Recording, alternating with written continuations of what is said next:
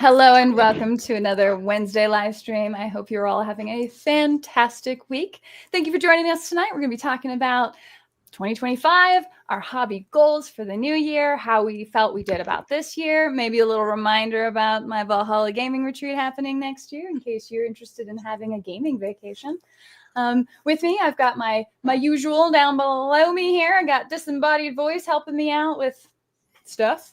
Oh man, I forgot. I didn't get any Fritos before the show. I think you'll live. And down below, we've got the Painter Flo, still feeling a bit under the weather, so give her some love. Hello. Working on some, what are you working on? More Witcher monsters. More Witcher monsters. All right. Yeah.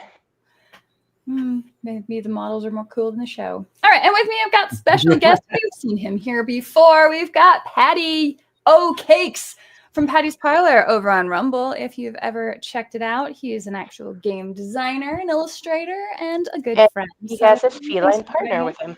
Apparently, we also have another guest. What's this other guest's name? This is Lady. She's my streaming pal. Hey, Lady. Yeah. Fun fact. I adopted Lady before Kitty and I got together. And of course, when Kitty and I got together, she was the one that made the mental connection. You have a kitty named Lady and a lady named Kitty. So I got the whole set. I was just about to say, wait a minute. Yeah. So she's one of my bestest friends. She's an old woman. She could be capricious at times, but she loves to war game. Huh. Okay. I like to war. Is she a kaiju? She likes the war part. That's for dang sure. She's unfortunately she lacks. I used to have my childhood cat was a calico named Taffy. She was my best friend in the whole world. She's a stretchy cat. She does the long cat. Cat named Taffy, I imagine. I don't know why I named her that. You know, where you're really young and you come up with dumb names for your animals. Like, it's just probably one of those. But we went everywhere together because we grew up really rurally, and so we're just out on land, and I would just run around like on my dad's 80 acres or whatever every day, and she would go with me. So it's cool. She's more like a dog. Apparently, we got to bring some men off at some point. Okay, guys, be proud of me. Before this live stream, and I'm not going to admit how close to the live stream it happened, I remembered that there was a Lock and Load keynote from Steamforged Games to talk about all these really cool updates to War Machine. I was like, oh, right, nice. I actually have been wanting to listen to that. So thank goodness for the ability to listen to something at a faster speed. But the keynote had so many cool things. Why didn't anybody tell me about the 3D printed cosplay stuff they're going to do? Oh, I know. I got excited about that. What? Yes. Oh my gosh. So when was this released? This Lock and Load. Lock and Load. So a couple weeks ago, November. Maybe a month ago now, I guess. Oh yeah. Okay. It was just before our last stream, was it? It was after. It was before. Yeah, before that concluded before the last stream we were on. But either way, it was like the second week or whatever of November, I believe. Because Thomas was there running some Iron Kingdoms and winning awards for some amazing paints. And he'll be joining me at Valhalla. I'm so excited to have you, man. But right, so the keynote speech was so very interesting. They announced their printed rulebook that was coming out. It's coming out tomorrow, actually. The biggest applause for the whole thing was printed cards because, obviously everybody wanted printed cards. Like, come on. I want printed cards. No brainer. That makes me happy. It does. It was wonderful. Wait, so the secret to bringing printed cards back was stopping the CID? No way! Yes. Yeah. CID was awful. CID was awful. Man.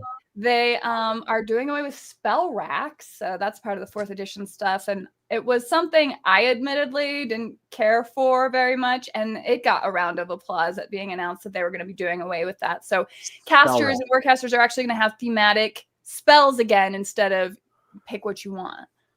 Okay. Yeah. So I guess the way it was before is you had models that would have 1 or 2 spells that were their character spells, but there's a rack of generic spells that you could just. There's only room for one type of rack in the War Machine universe. And that are the excruciated Menite victims of war. That's not true. You know, Scar always had a great rack, but Madam, that's not menite of you. it's not the only rack in the game. Is all I'm saying. Oh, I have comments about That's right. that. Scar has always had a great rack. So, Says so. yeah, the entire race of Satixis, all of them wonderful. The Shard Isles, what a place to vacation. I don't think many come back, and it's not because they don't want to. I think it's mostly because they're not alive to want to come back. Yeah, there's a consent problem with the islands. They're a matriarchy the way hyenas are. But, I remember when they released the Satixis as a playable race in like one of the like online blurbs for No Quarter Magazine. You could download it just straight from Privateer Press's website. And of course, you know, Kitty, those were her girls. So she like died and was like, I want to play now. We're going to play Iron Kingdoms. I'm like, well, so that means we're going to kind of have to run an evil campaign because I'm not doing this nonsense where it's like, well, I'm the one good Satixis. Like everybody wants to be Bridge to Erden. I'm the one guy that beats the allegations of my race.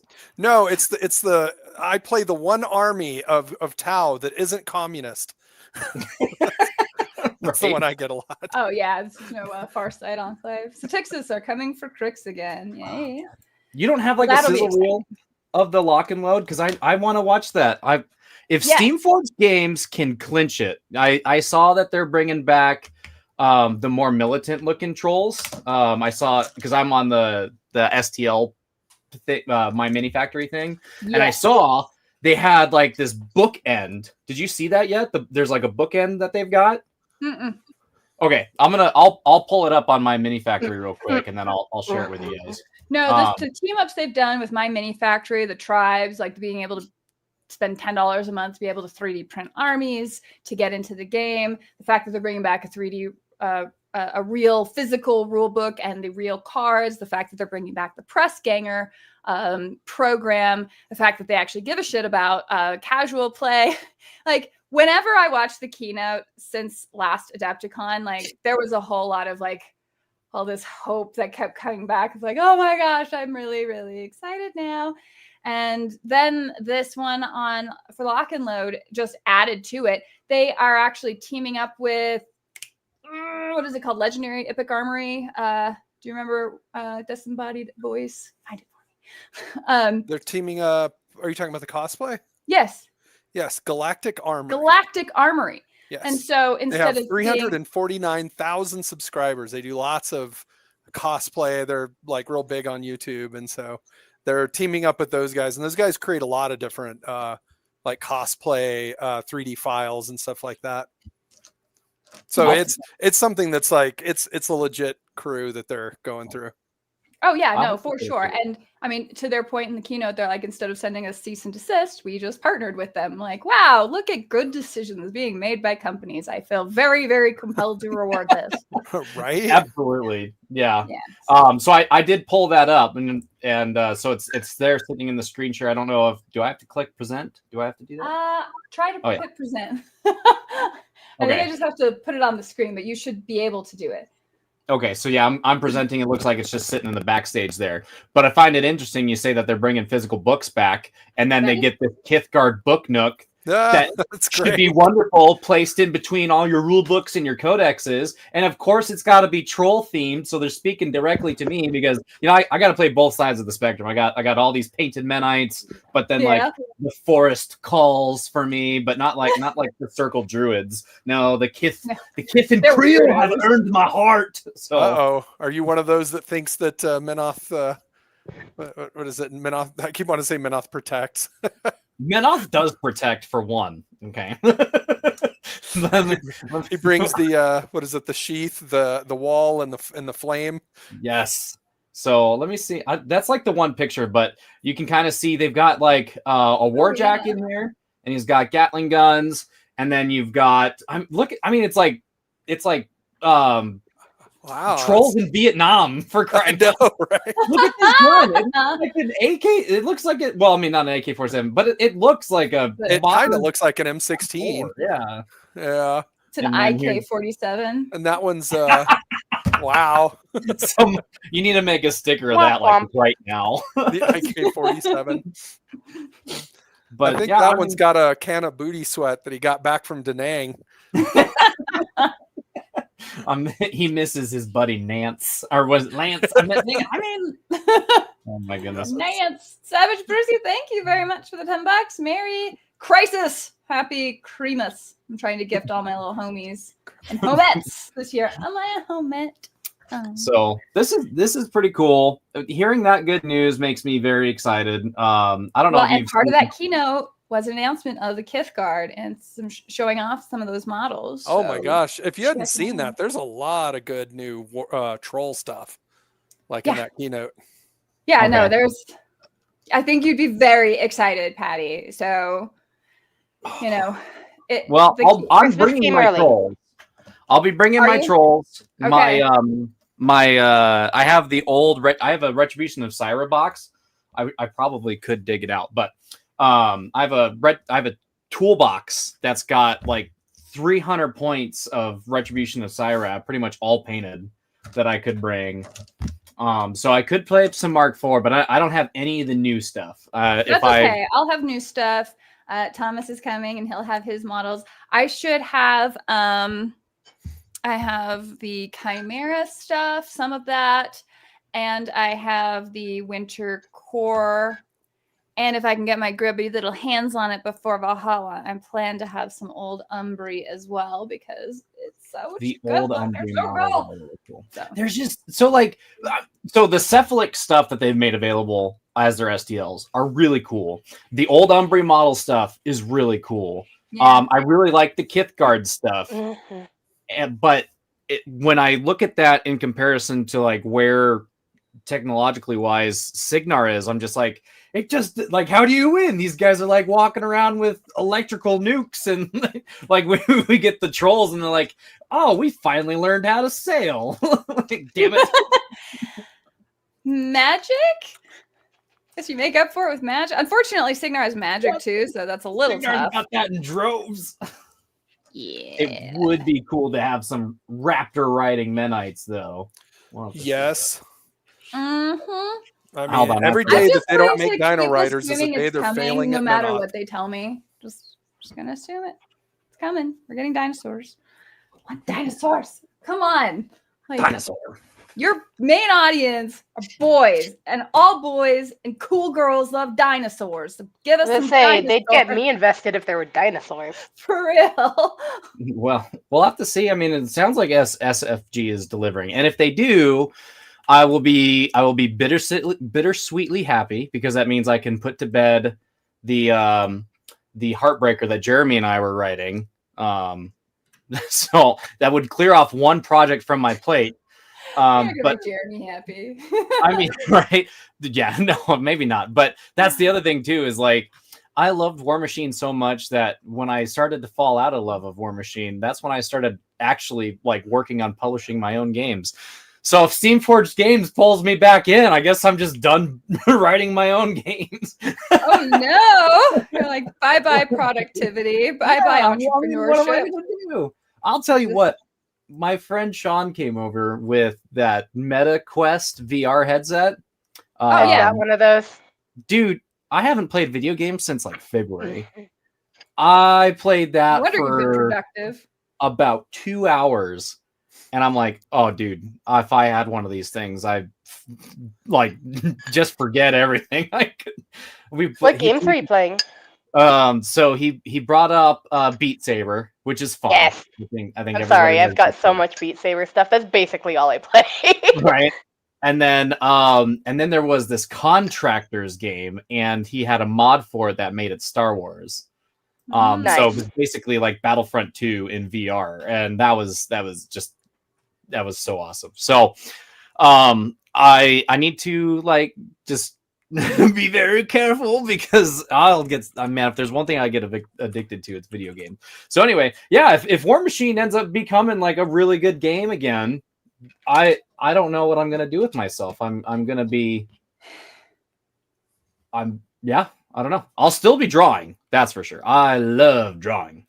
Yeah. But, Well, And get some fan art out. Start designing some really cool armor pieces to send to Galactic Armory for them to turn into cool 3D printed props so we can wear it around and be dorks together.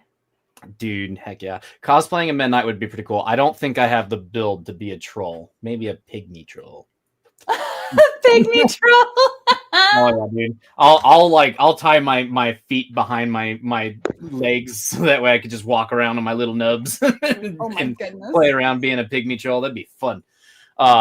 It's amazing. The cosplay is like really cool. I mean, that's one of the things that's lacking so hard right now for War Machine is there's so much culture for Warhammer 40K fans. And since Doug Seacat left and all them, it's just really hard to get a hold of stuff to like really be excited over War Machine unless you are a pretty hardcore gamer. And I saw the SFG correct me if I'm wrong, but did they make their entire Guild Ball line 3D printable? That does seem like that's tingling something recognizable in my brain. Yeah, I think they did do something like that. There was like a thing that made a lot of the Guild Ball fans happy. I'm sure the chat can confirm that. Whoa, what is this? So this is Galactic Armory? Yeah, Galactic Armory. This is galacticarmory.net. Yeah. And this is where all of their 3D printed files are. And they have got, I mean, what is it here? Scroll down. They've got 56 pages of this stuff, wow. but this is cosplay. I mean, this is stuff that you print, you wear. Legit good. Yeah. So this is so they were taking on some War Machine. Now there's miniatures and terrain that they do too. So you'll see a little bit of that on there. But yeah.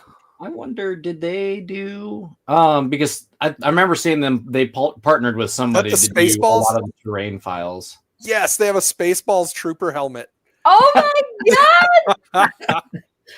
Oh man, it would be like super cool if like inscribed and just like on the back inside of that helmet is asshole. I work with a bunch of assholes. This is great. That would be pretty awesome. I love it. Oh wow. There's the dark helmet right over there. $20. That helmet. You can print your own dark helmet. Well, and even in the keynote, they mentioned that I think it was a Crucible Guard Colossal that you can 3D print. Yeah, they did bring the big. Railless Interceptor or whatever they called them. So, no, I mean, really, really cool things that they're doing. So they're apparently, for the Galactic Armory stuff, going to have stuff you can play with at Adepticon 2026. People keep asking me, I'm like, are you going to Adepticon? I'm like, I haven't really been planning on it. I don't know. We'll see. But now I actually want to go because of that. Like, I always love going to Adepticon. Don't get me wrong. Adepticon's amazing. It's just, you know where I'd rather go. Valhalla Gaming Retreat, and that's where I'm going to go. Is going to be lovely. It's a different type of thing, though, right? Valhalla is very chill, and we get to have deep, fun conversations about gaming or philosophy or both, and have really fun not tournaments, but very fun campaign games, and paint our minis and enjoy the atmosphere. It's just like, it's totally different. Like Adepticon, it's a lot more fast paced, and you're scheduling out classes maybe, or you're in tournaments and you're standing for 12 hours a day, or you're going shopping in the massive vendor hall and stuff. So it's way more like just visually overwhelming, probably. I gotta say too, like I really wanted to go to like Lock and Load or the Iron Gauntlet stuff when it was in Washington. I imagine it's not in Washington anymore. It wouldn't make sense. In Maryland. Really? Oh, okay. Is Steamforged Games? They're across the pond, right? They're not American. They're British. Yeah, they're British. We're losing that great American exceptionalism. I think they're in Missouri, actually, St. Louis. Yeah, well. I hope that they're incredibly successful and that an American company never has to buy them back. I think a lot about that documentary that you turned me on to, where that guy was like, well, yeah, and then they favored Americans. And I'm like, I don't think it was like that, but okay. I still don't think it was like that. It was an incredibly good documentary, and I hope more people check it out. But as far as like going to a convention, I am one of the worst impulse buyers as well. but not for anything other than like wargaming stuff. Like I'll pick up a bottle of paint that I'm like, oh yeah, I think I need that, and I come home and I've got like 3 of them, and it just happens to be my favorite color. Gosh, So, I need to go buy more paint. I keep running out of certain colors because I'm like, I paint so many white scars. Gets to the point where just like, yeah, I'm always running out of the red. I'm always running out of the brown that I use. I'm always running out of the what was it? Bright neutral gray that I use all the time. Yeah. I'm literally like pulling out the very base of my dark silver. I'm like having to stick my brush fully in there to get like the very bottom drips of it. Like, Oh shoot. man, Look at Flo with those monument hobbies, acrylics. Way to go! Monument solid. DJ got them for me for Christmas, actually. Oh, nice. Oh well, got me Christmas almost around the corner. entire Maybe you can set. get a restock. And the big painting wheel keeps on turning. And they have a new Guild Ball minor team. Okay, so they actually added to Guild Ball. No, Steamforge has so far been a really good custodian of War Machine, and I've only ever looked forward to everything they've had to offer, and they've been really friendly. I met some of the folks from there at Nova, and very friendly. They were just hanging out with the players and playing games, and with the narrative team or the regular tournament people. And I mean, it just felt like this really great old school business feeling, right? Where you actually talk to your customers and stuff. Yeah, Nice. it was So quite nice. it's like a club that I'm like, oh, I'm not in it right now, but I'm like, I miss it. It's just, whew. I am in the desert. I would love to see a great War Machine comeback. That would be really cool. That would be think cool. It's possible. I really do. I've talked to Matt Wilson. I mean, so he's still holding on to Monster Apocalypse. And the last I talked to him, we were supposed to see some news about a Monster Apocalypse RPG product, which was again kind of bittersweet for me because I've always loved Matt Wilson's artwork. I've been a fan of his artwork, Yeah, for sure. since forever. And regardless of how the War Machine stuff turned out, I root for the guy. And like I said, yeah, we were supposed to see a Monster Apocalypse role-playing game, which didn't benefit me very much because my buddy Greg from Dueling Dragons came out with an amazing kaiju game called Titans of Fallen Earth. And I don't need to play any other kaiju games, but I'm wishing him the best. And I didn't see that news. I haven't seen much, actually. I mean, he stopped responding to my emails. I asked him if he would come on my show and talk about just about anything. I mean, honestly, just hanging out with him and talking about art and maybe even doing art, but I'm not sure if he does much of it himself these days. Yeah, man, War Machine coming back. Warm Hordes cannot recover from killing off Menoth. It's not, I mean, it could come back anytime, really. Yeah, they're really just sort of gone, but they didn't die. They didn't They kill didn't them do off what they screen did for Retribution. I guess some of them they shuffled them off into the stupid Henchhold gate. Yeah. Or whatever. In fact, some of them did. Some of Menoth did, and I think they got rid of my girl, huh? Fiora? Yeah. That witch. She was a horrible person. I think they ran her off into the gate. Good. They didn't know what to do with her. She had a really good story that they could have done with her, but instead she they obviously decided not to. She obviously helped start the Iron Star Alliance. That was not Krios's work, I'll tell you that much. No, Krios is a true believer. Good Kadoran at heart, really. But all these people are dead, and I got to reread all the lore now to figure out who's even worth following. So, I mean, I guess I still got my old witch, Zvana Aga, running around. Stomping around. She's doing so. I mean, clearly she's up to something. Well, you look at old Umbre. She's always clearly up to been up to something. things. But, Did want to give a shout out to Nunya Biz over on Rumble. Way to hold it down, Rumble Warrior. That's right. Try to stream over there. I'm not getting a weird comment about how my content isn't suitable for Rumble, and I'm like, I don't know what you're talking about. Yeah, Rumble has like a thing. You get some of these like concern trolls were like, why are you eating up bandwidth on gaming when you're not actually playing video games? I'm like, well, I'm talking Video about games. role- Oh, right. Turns out there's more than one type of game. Huh? right. Who'd have thunk? But they're for the most part, the Rumble guys that I talk to are an incredibly lovely bunch. Yeah, no, for sure. I mean, and you've obviously got a more cultivated audience over there, but I appreciate them. So Just a they're goofy mad move, like you're Warhammer not getting rid just of the like- entire game. So they're mad that you're not just video game streamer number 10,472. You know what? For doing You're right. like tabletop role playing games and like playing, I don't even play Dungeons and Dragons. Like, we don't play Dungeons and Dragons on my channel. We play Shadow Dark. We play Yeah, I wouldn't Let either. It Roll by Cyrus Wright. We play Hostel. You guys were playing Hostel with us and Castles and Mhm. Crusades. Like, we are usually on the front page when we stream, and that doesn't mean a lot when you've only got like 20 people watching. But when we're like the worst of the best on front page for gaming. Yeah, But I mean, but you're it's there. pretty cool. Yeah, I mean, it's pretty sweet. So Well, Rumble needs to improve its curation. model. They need their curation and their front page. Like Yes. even just the ability to, I don't know, like you've seen my rant on it, and it's just like, yeah, it pains me because I want Rumble to do really well.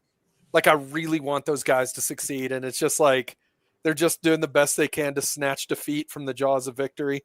sometimes I am a faithful Rumble bro. I know, And I've right. seen it get so much better. I'll tell you, and it's kind of tangent to what we're doing here. I just watched Professor Dungeon Master, right? Dungeon Craft. This time on Dungeon Craft. I don't know if you guys watch Professor Dungeon Master. Wait a minute, But- is he the guy who explains what the best thing about Hero Quest is? No. Yeah, Because someone your different. impression sure sounds like him. No, Professor Dungeon Master. He's a high school literacy teacher. I don't know. I'm going to school. He seems to always stay in character. I think I got an email from him once, and I actually was really not sure how to respond because Oh, I yeah. felt like I was in a LARP, and I got really nervous.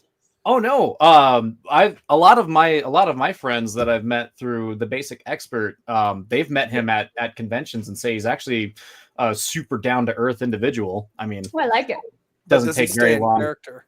I don't think it's a character. I think it's just who he is. But I mean, people can be characters. I'm a character. Some people You are a bit of a character. That's true. people will say, but he just came out with like the second or third video in which he speaks specifically on dungeon tubers, which is kind of, I don't know, I don't see a lot of you guys are really the only tabletop wargaming channel that I really interact with. I've interacted with a few, and then they like found me elsewhere, and they read a couple of my posts, and they're like, "Yeah, we're not gonna hang out with that guy." That's beside the That's point. because they're not cool. Yeah, Professor Dungeon Master, Professor Dungeon Master actually still gives me the time of day, and I think that's pretty awesome. But anyway, he was talking about dungeon tubing is kind of like a dying art because I think people are really disillusioned with where the 6th edition is gone and how Wizards of the Coast kind of conducts its business with like they botched like the 50-year anniversary, snubbing Gygax and Arneson and such. Oh, yeah, kind of a weird time right now. Mm-hmm. For sure, And so culturally. he was talking about how a bunch of YouTube channels are just losing. They're either just cutting in half their viewership or this other phenomenon that's been happening where like the AI scrubbers are just like killing channels. And it's been really interesting because I ever since I started the Patty's Parlor thing, I've been on Twitter a lot, and I can't go a day without seeing like 2 or 3 people being like, my whole channel just got struck down, and I tried to Like appeal. appeal, and they basically said, nope, everything looks right. sayonara, goodbye. And like what Tommy was saying, like if Rumble can like really clinch it and get their UI and get the way that it feeds content based off your interest better, I think it would be a no-brainer to make the switch. But I understand, because I've talked to some of the Rumble team, and there's a couple of things that they're worried about. One, they're concerned that the algorithm gets out of their control, right? That it becomes a beast that they can no longer fit back into the genie's bottle without containing it. And I think we see that a lot now, because I mean, even YouTube really likes its in-house AI content. Yeah, creator. it'll modify. There's apparently, and thankfully, I don't think it's happened so far for me, but for a while they had rollouts where an AI would try to act like you to reply to comments as a creator. Oh yeah. Which was horrifying. And it would just like respond and even like promise stuff where you're like, I don't even know about this comment being made, but you're doing it under my name. Like, that's really messed up. Now they weren't just auto posting, at least not by default. Auto posting. But it was like, hey, just click this and it'll respond for you. Yeah. And it's just like, no, I'm not gonna auto respond. Yeah, it would. So I mean, honestly, you don't even have to do an algorithm. Like, just being able to customize your front page. Be like, oh yeah, don't show this stuff to me. I'm not interested in this sort of thing. Like, even just very, very generalized things.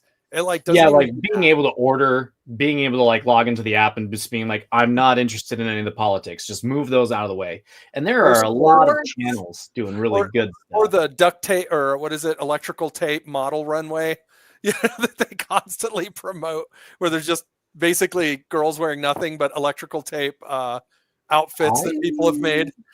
I have not run across spending your days. Serious? Right. I have not run across. There's no algorithm. That's like, I bet I can look it up right now, and I bet it's on there. I've seen people talk about that. There's a couple of the Rumble Bros that I really like. Uncle Pudge, Fused Aegis, those guys. I remember Fused because he's pretty staunch against like those types of things. If I recall, there was who was that female rapper that did the "I'm So Fancy" thing? Iggy Azalea. She started a Rumble channel, and it was all. Did she? Yeah, and she started a Rumble channel. It was all gambling, and it was like Bikini babes. Yeah, bikini babes gambling, and a bunch of like hardcore Rumble guys were like, "Hell no!"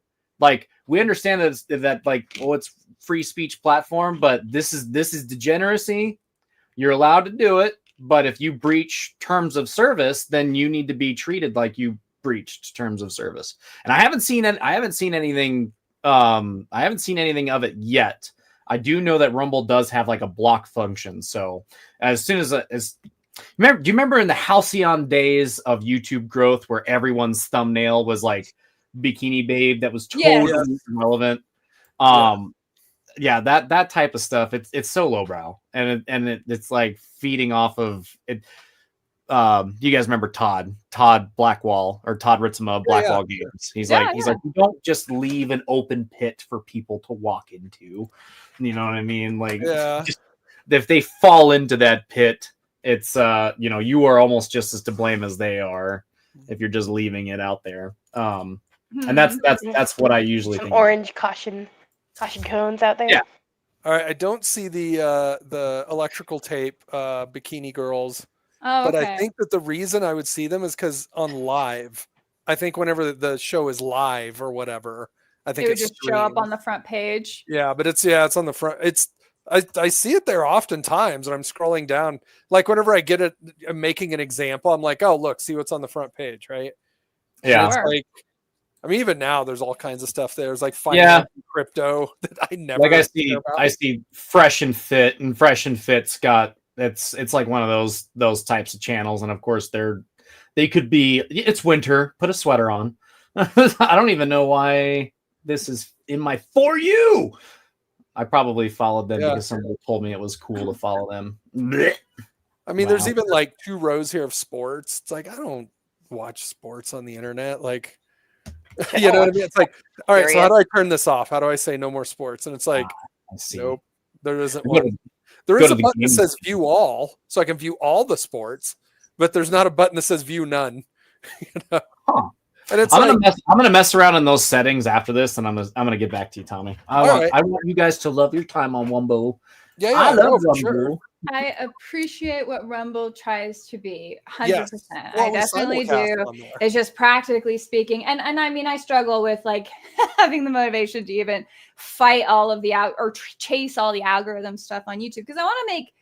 And I say this as somebody putting out a bi-weekly live show, which definitely does sound like the laziest thing I could be doing. But I would like to make content that is interesting, but also like evergreen, which has also been a challenge with anything to do with gaming because the gaming world Turnaround. is changing and it sucks. Which is funny because we noticed this last year. There has been a resurgence of watching gaming videos of old rule sets, second edition, 40K, and Yes.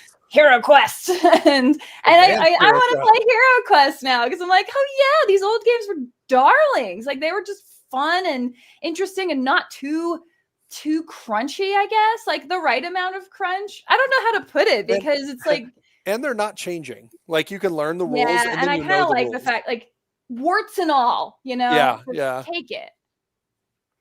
No, I it's think- Oh, go ahead. I see that a lot in like tabletop role-playing games now too. Like, talking about my buddy, the Basic Expert, he just had a massive successful Kickstarter for White Box or Wiget Box. White as in the monster white. Oh, And it's supposed to be yeah. a playoff not of like the Barry old- White. WIGHT or something like that. Yeah, and it's supposed level draining white. And it's supposed to be a playoff of White Box Dungeons and Dragons. And Mm. he went in there and he did all of his own art and made a lot of the high Gygaxian talk a lot more understandable, integrated the chainmail rules instead of leaving it as a separate book. Yeah. And people are craving that type of stuff. They want the return, I guess. And so seeing him being successful with that has been really cool. Seeing a lot of people like return to like real old school style gaming principles has been really Mhm. cool.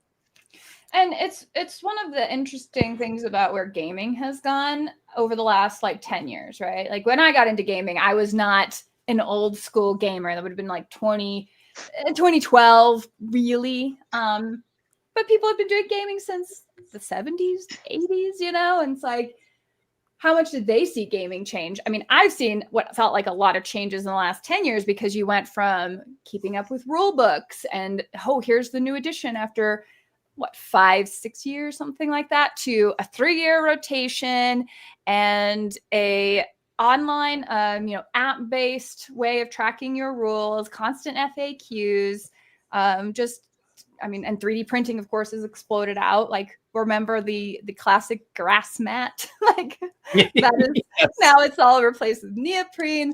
And it's like Oh, just yeah. so many changes have happened with that. But gaming is also like tabletop gaming is quasi-eked a little bit into mainstream a little bit, right? You've got like Henry Cavill in interviews is saying that he likes Warhammer, and everybody's like, oh my God, I'd play Warhammer, Henry Cavill. But I feel like that mainstream audience still tends to fall off because wargaming actually asks a lot of you. It's like, we haven't gone gangbusters with model train building, right? It's like it's really cool and you could feel really excited about it for a hot minute until you take a weekend to mess with it, and then you're like, I don't know that I love this. You have to really love it to kind of stick with it. And so it's like a game it's an industry that is trying to go more mainstream, but I don't know if inherently it's designed to be mainstream.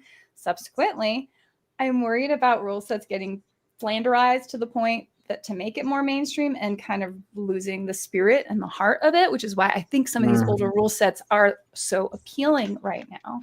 I feel you, man. And this is something that Jeremy and I almost have to restrain myself from talking about it sometimes because it's one of those things that just kills me. Like, okay, so the next part of the Stranger Things show is coming out like Christmas. Who does that? Who releases a TV show that's going to take 4 or 5 hours of your life to watch on Christmas Day. That's terrible. Unless spend time with their family. right, unless what they're doing and I still have some qualms with it because I know that they released like the Stranger Things D&D box set, and like that would be really cool. Like little Timmy, he rips open the thing, and there's the guy from Stranger Things doing like this with his hands, and it's like, oh look, it's a Demogorgon miniature, and oh my goodness, oh it's so great. And then it's like, okay, but now that you've got that box set, we're not going to play it. We're going to watch Stranger Things instead. And then all the family's going to leave, and then no one's going to play Dungeons and Dragons, and then it's going to be sad. Oh, yeah, there you go. But you're absolutely right. Tabletop wargaming has a natural kind of filter to it where, and JP Got Rockets mentioned this when it came to mutants, because mutants, if you want to play mutants, you got to figure out how you're going to make yourself a board to play it on. Like it's because it requires the grid that it does. Yeah. And there are rules that you can use to play it with tape measures. But I really like the grid. And I was grids. But I was talking to JP, and he's like, I think we hand too much to people nowadays. Like nothing is worked for anymore. Even back in the day, bringing up that white box again, when you read the old books, they prescribe to you what you need in order to play and enjoy this game. And in it, with the recommended supplies, they tell you, yeah, you want chainmail, you want your pens, your pencils, your paper, and then even at like the end of the book, they give you an appendix N. They're like, if you want to understand where we were coming from when we made this game, you need to read Tolkien. You need to read Robert E. Howard. You know what I mean? So like there was almost like reading homework that you had to do to appreciate this. And then as time has gone on, what was D&D has really become a do it thou wilt style of game. And you don't even need to read the books anymore. You just need to have some D20s ready. And then I was never willing to do. Right. And then to be totally honest with you. I get that. But usually there's at least one person. But now the game has become well, why don't you just roll a D20? And then it's like, oh, my character's gonna die. And it's like, oh, well, I didn't really roll that. I'm sorry, or the DM screen. The DM screen was one of the biggest lies WotC ever sold to its players. Like, no, roll in the open. Let them be punished for their poor decisions. And, no way. I think it's better if you don't have to share your die rolls. In fact, it's great whenever you're like, oh, well, I don't know. I think I'll take a look at the chest, and then you hear a die roll behind a mat. You're like, wait a minute, what? Hold on. It's going to be the DM just playing psychological games with you. He's like not even rolling it. He kind of that stuff's delightful, and I don't know. It's like it's supposed to be social, and I don't want the game mechanics or it to be so on rails that it removes the social experience. Like board games are. I love you, Flo. I'm not trying to pick on you or anything when I say this. But it's like when you look at board game nights and people. I know really you guys don't like board games. No, it's not that I don't like board games, but it's board games made an interesting example of something you would see where it was sort of filling a need for people to spend social time within range of each other, like not digitally like this, right? Like actually in-person time without the social stress of having to come up with things to talk about because you had a game to structure everything around. And so you could just talk about the game. It was almost like it replaced the weather, It replaced other topics that you might did. want to talk to somebody about. Absolutely love to talk about any version of Dungeons & Dragons before talking about Game of Thrones personally. So I can talk to you about Game of Thrones for about 30 seconds. Yeah. That's about all. Everything got worse when Sean Bean died. I saw an episode, I think I watched. I saw 0 episodes. So you're ahead of me. I was forced against my will. I did want to make a quick comment about. I want to defend Flo here, and I'm going to go on the attack on Miranda. Miranda says she doesn't want to be railroaded, but then she wants to play Hero Quest. I do want to play Hero Quest. No. Advanced Hero Quest. Advanced Hero That's right. That's That's not a fair. board game as much as it is a tile placement dungeon. So that's different. But yeah, I mean, just going back to it, we have made games incredibly accessible, and in order should to be good, right? That should be a good well, thing. But ideally, always ideally, I want more Ideally. people to like not look at board gaming with disdain. Like, hey, let's play a board game. Ugh, like Monopoly. Like, there are games of not Monopoly out there. I remember the first time I taught my mom how to play Catan. Now it's her favorite game. there's a really Um, fun Star Trek version of Catan. I think my first weird board game that my friends and I bought, I think I was in like 4th grade or something, but we bought Axis and Allies. And it was like, you play that, you start on a Saturday and you play it all weekend. A bunch of kids trying to figure out like how to Good. conquer Keep Europe. your kids but busy all weekend figuring out how to defeat each other. Like, what an amazing set of skills they build. No, doing it that. was fantastic. Like it was really good. Like I very much enjoyed that a lot. And it's funny because in the same game store, I think my first role-playing game that I never even really played with anybody, I bought the book and just read it and learned it, and then no one ever really played it, but was Gamma World. Yes. Oh, rest in peace, James Ward. Oh, what a legend. I wish I could have played original Gamma World. I have 7th edition, which is everyone's favorite edition to hate on of Dungeons and Dragons, 4th edition. I'm pretty. That had to have been 1st edition. I mean, I would. Did it my God, have, that was in the late have 80s? The elf wearing the coat. What? No, I think that would have been 2nd edition. No, with, no. Gamma World was. yeah. It was the cyborg guy riding the cyborg tiger thing on the cover. Let me see if I can find it. Yeah, I'm trying to remember which edition had the Errol Otis. It's like an elf, and she's wearing an amulet that's got the dead Kennedys symbol on there because Errol Otis was like a huge Dead Kennedys fan. They're like, they'll never see this. Yeah, no. He put it in like all of his art. It was like his version of like the millennial S that everyone drew for forever. You know, kind of that. I bet. Yeah, see, JP knows. JP was streaming today, and I wonder if he's going to be streaming tomorrow. You guys should talk to him about painting and okay, so he knows. But yeah, I mean, talking about things being more accessible, I guess what's it worth to you? Because when Peter Cushing was showing off all of his Napoleonics miniatures, it didn't seem like that brought all the girls to the yard. But then Henry Cavill does with his mustache and his abs, and now everybody wants to play Warhammer. I don't think it actually brought anybody to Warhammer, in fairness. You don't think so? No, not really. No, I don't Especially think so. Because girls don't have to do that, They're just like, oh my god, I'll continue to have posters of Henry Cavill and like got when the he weird first hobby over discussed there. it, like when they asked him like what he likes to do, and he's like Warhammer, and the girls are just like, oh really? And the guy's No. just like, what do you play?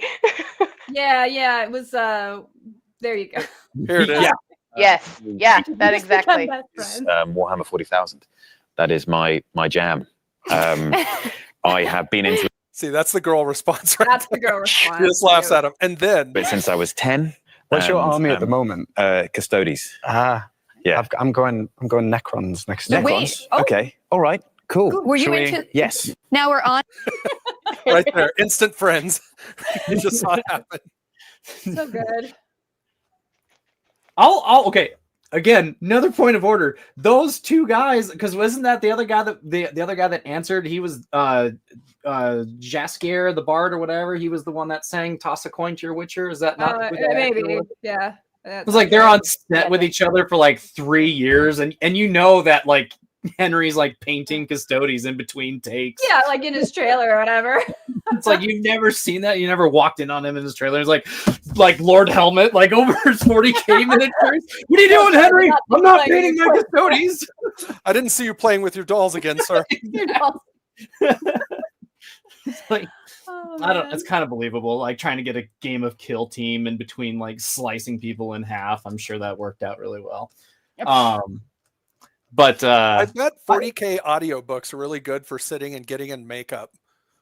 I bet he listens to Luton. Oh yeah, I'm sure he does. and like now doesn't? there's like 5 new makeup artists who are all like really big fans of the Black Library now. I know, right?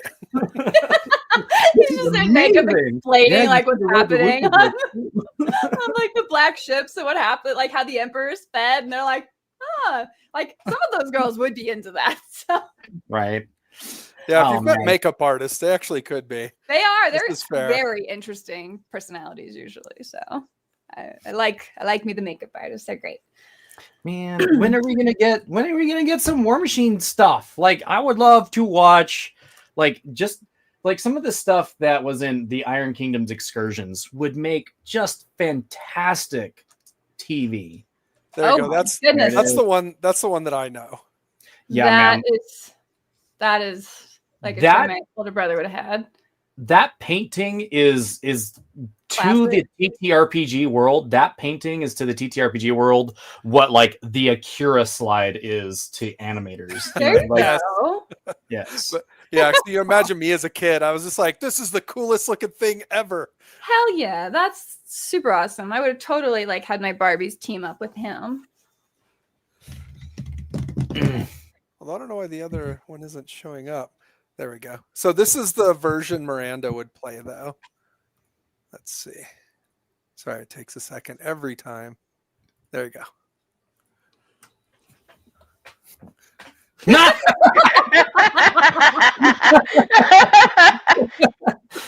Jeez. Okay, let's be real. This is a rule of life. Wiggle eyes make everything more amusing.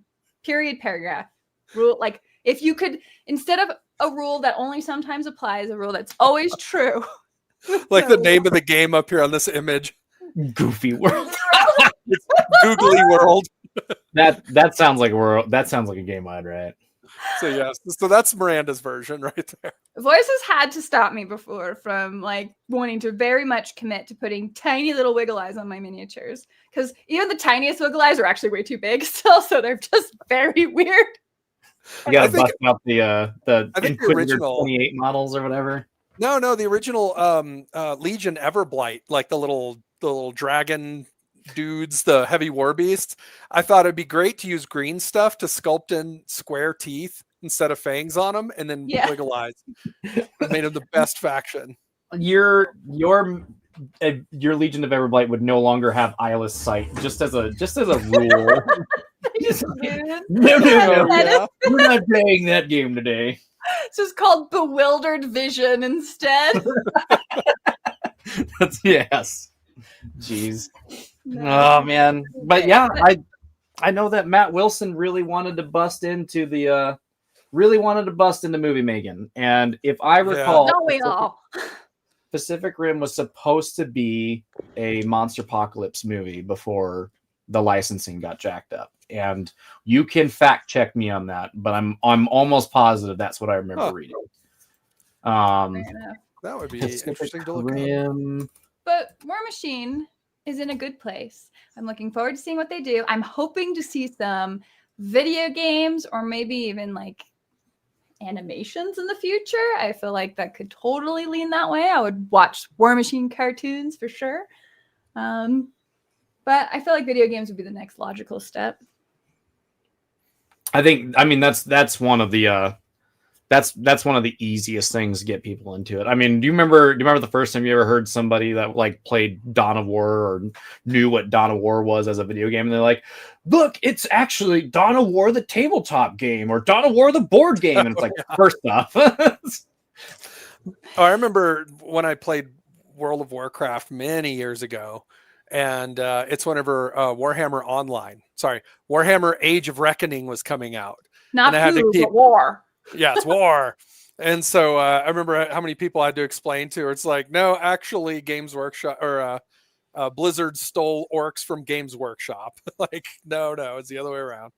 Yeah, but it's just what gets into the public conscience first. Although speaking of Dawn of War 4 has also been announced, and the trailer looks pretty awesome. Oh, nice. Yeah. Oh man, the lore of video like you guys know, I love the lore of like Warhammer I don't like Games Workshop like at all, and I think I mean, I can't blame you. Like, But I that tell you what, the games that just hearken me back to video games, like if my Switch ever died, because we have the Nintendo Switch 1, and we've had it for like, I don't know, forever now, so it's gonna die like soon, I'm sure. But if I ever got like one of them Steam decks, the like playing Vermintide or Darktide or Space Marine 2, I would get sucked into those games. Like I was watching a cat play Darktide today, and I'm like, that game is so friggin' amazing. It's so fun. So looking forward to Dawn of War 4, but need to see more at the minute. Well, we're a little gun shy, right? Dawn of War 3 was had one of the coolest video game trailers I think I ever saw in my life. And then a game that was like, huh, okay, well, that's what we're getting.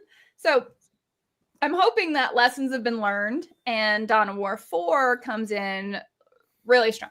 But, you know, we'll see what ends up happening. But do you see this that JP just said? You see that? We were playing War Machine one day at the game store. Someone asked, is that a League of Legends game? Wow. How do you respond to that? How did you respond to that? You should have just, I hope you said yes. You just, yeah, right. Do you say yes and you're like, got you right where I want you, or then you're like, you actually, I wish you'd just learn about this world in this game. Maybe that would be better. Well, no, you say yes. Here, come here. Let's play the game. And you start teaching them how. And then after they're enjoying it, then they're like, I don't. Well, this isn't League of look Legends. familiar. You're like, yeah. Well, you know. you got to do the awkward like shh right on the lips. Shh, this is your addiction now. Just say yes. Oh, Knock on wood right now. Don't you wish that evil on me, Ricky Bobby? So maybe Jesus might come after you. Man, like we had that Coleman Striker 3D model that Matt Wilson put out right before 4th edition came out, and we were all like, oh man, that's gonna be like the thing, like Coleman Striker. Maybe there's gonna be a Coleman Striker video game. That would be really cool. That would have been cool. It never happened. You know what they did instead? They killed him. Yeah, hold on. You know what? I saw news today that Warlord Games is going to be coming out with a bolt action video game that's just bolt action as a video game. Fair enough. Huh. Patty, you're just gonna have to replace it if it goes bad. No, you and your little goat lady can sail off into the sunset. I'm not. Goat lady, Kitty, darling, tell me you're better than that. Goats are evil. Let's see here. I started with Magic the Gathering, got into minis. I think it goes that way a lot. I mean, a lot of War Machine players came from Magic, right? And it was like, in a way, to the detriment of the game because they wanted more of that type of playstyle to affect the miniatures. So I don't know. We'll see what happens. The other thing they mentioned in a keynote is that they were actually going to change some of the lethality of the game so that you don't just run into a unit and whoever touches first wipes the other party out. I don't know how that's going to exactly manifest, but I am curious, to say the least. Ghosts are just evil. They're just evil, horrible little animals. What is it? Sheep go to heaven, goats go to hell. Go to hell. The old Cake song. Cake? Yeah, that's Cake. Wow. That's right. Oh my goodness. Yeah, I remember those feel bad moments, and that was one of the reasons why Mutants was written the way that it's written, where your models don't die until the end of the round unless something like really bad happened to them. That because it was supposed to simulate that combat was happening simultaneous, you know, like when two guys shoot each other and then they like fall to the ground, you know, that was kind of what it was supposed to simulate, versus like War Machines, like, yeah, you know, sometimes the simulation is like your guy just got hit with a sword and he's just laying there dead until the battle is over.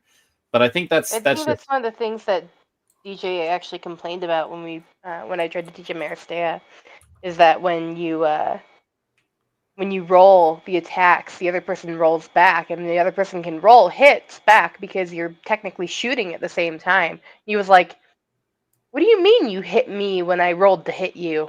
Well, I mean, that's kind of how it works.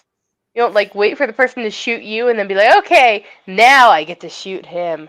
It's like, okay, now my turn. It worked for the Redcoats until Mel Gibson got involved. That's right. There you go. Thank goodness that God, one it's been a landed. long time since I've seen that movie. I'm so glad that one that would have been a hard one to explain. Well, Voice, you ended up having an argument with your friend one time about combat, right? Like if somebody was coming at you, what was it? Oh, like with an yeah, axe or something.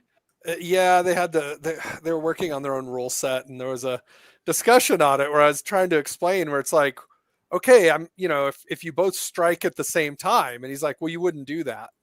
It's like, well, unless you do, like, I don't know, it can happen, plenty of times. But he's like, well, whoever gets initiative first, well, they get to strike, and then it stops the other person. It's like, I don't think it does. If someone's swinging an axe at you and you stab them, it doesn't just stop all inertia.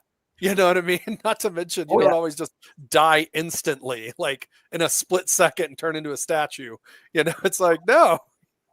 If you're both striking at the same time, you're both probably going to get hit at the same time. Yeah, I mean, just think about how many dudes with knives like charge dudes with guns, and it's like that dude with a knife is still charging you like from 25 yards away by the time you get a couple of shots off, and you're like, oh, Yep. Yeah, it's like the gamer mind kind of, where it's like, no, combat's not all that clean. Like that's not quite what it is. They don't follow the rules. It's all just Pokemon battles. I said use tackle. Like he's already on the ground, like seizing. Super Duper's got it. I think we need a beer and pretzels war machine called Age of Signar. Yes. See, if it was all Signar, that would be great. Oh, I tell you, that's the hardest thing for my brain to get over. You're gonna have to sell me on it at Valhalla because I can't get past the aesthetics of the new edition, let alone the price point. Like I'll eventually figure out how to get models, secondhand. But the aesthetics, dude, you can 3D print like a lot of that stuff for super cheap too. Well, you can get all of the. Oh my God, why can't I think of their name? Cephalix. You can get all of the Cephalix stuff, and that's really cool. But other than that, like you get kind of the mini crate type of stuff. I think the last time I was on, we talked about like the really cool Lords of Umbury one. Yeah, that's true. But a lot of it's like the Warjack options. So you get like a hand here and a head there. Lots of terrain. Man, I tell you what, there is no excuse. There is zero excuse for War Machine players to be playing on neoprene mat like all day, every day anymore, because they have some amazing STL files now that are super cheap. Oh yeah. So I mean, you're playing on a neoprene mat, but then yes, like you need 3D terrain. The only exception I give to that is forests. Nope. Because I like having a mat and then the trees move around, because my trees have their own bases. And so I just set several trees, and so it creates a piece of 3D terrain, but you can move it if people have to move through the forest. You just have some very polite Ents that get out of the way of the Warjack trying to stand exactly where he's at. No, you just think of like Monty Python, when the sun and the clouds were jumping up and down, you just have to shoo them out of the way. It's basically that. Right. Yeah, basically that, exactly. So 2025 overall, it's video game fun. Still been playing way too much Turtle WoW. Although, in fairness, it's another example of going back to an old rule set and just being like, you know what? They don't change a bunch of stuff.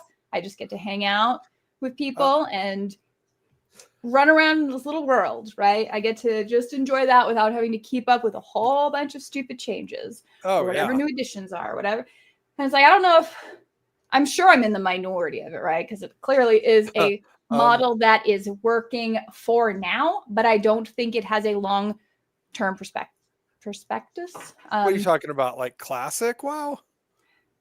Because I disagree. I mean, no. Classic WoW is fine. I'm talking about like keeping up with all the new rules. That's the way retail has gone. Like you're watching retail kind of go downhill because there's too many.